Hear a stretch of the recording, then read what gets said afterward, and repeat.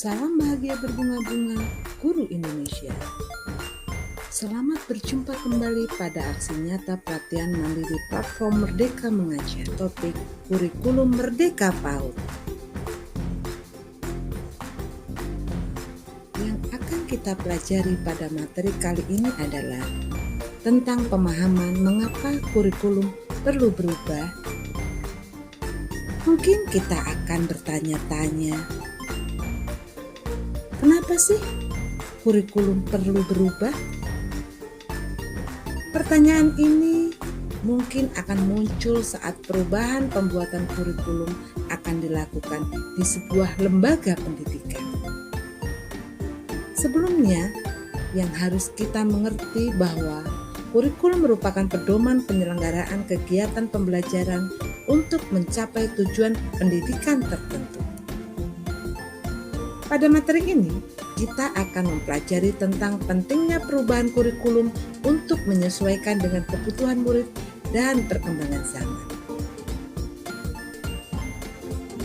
Kurikulum yang baik adalah kurikulum yang sesuai dengan zamannya. Kurikulum bersifat dinamis dan terus dikembangkan sesuai dengan konteks dan karakteristik murid demi membangun kompetensi kebutuhan murid di masa kini dan masa depan.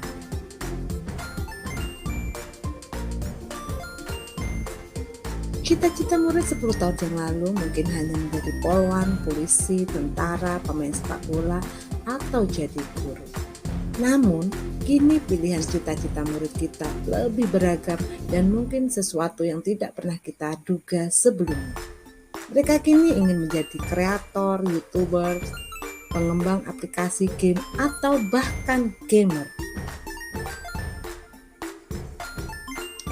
Perubahan-perubahan tersebut hanyalah sebagian contoh yang tentu membuat kita sadar dunia dan zaman ini ternyata memang terus berubah.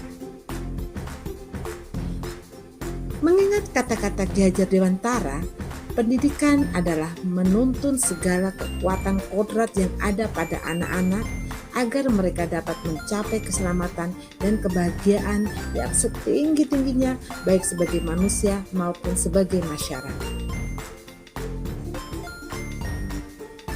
Maka, demi menuntun kodrat murid-murid kita, pembelajaran termasuk kurikulum yang kita selenggarakan juga harus terus menyesuaikan dengan kebutuhan murid. Sebagai guru, kita harus belajar terus untuk mengikuti dan memahami tren kehidupan murid dari zaman ke zaman. Perlu adanya peran orang tua, masyarakat, dan sekolah dalam mewujudkan kurikulum yang berpihak pada murid. Merekalah yang disebut sebagai 3 pilar dalam pendidikan.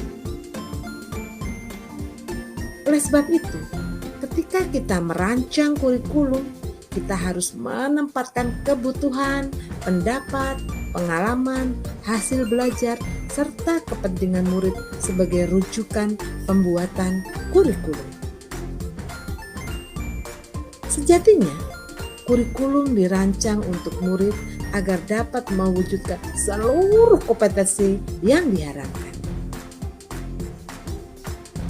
Dalam pembuatan kurikulum, kita harus berkolaborasi. Misalnya, guru terus belajar memfasilitasi pembelajaran yang sesuai, orang tua terus memahami perkembangan dan kebutuhan murid, begitu juga dengan pemerintah daerah dan pemerintah pusat, serta semua yang bergerak di bidang pendidikan juga harus terus mengikuti perkembangan kebutuhan murid.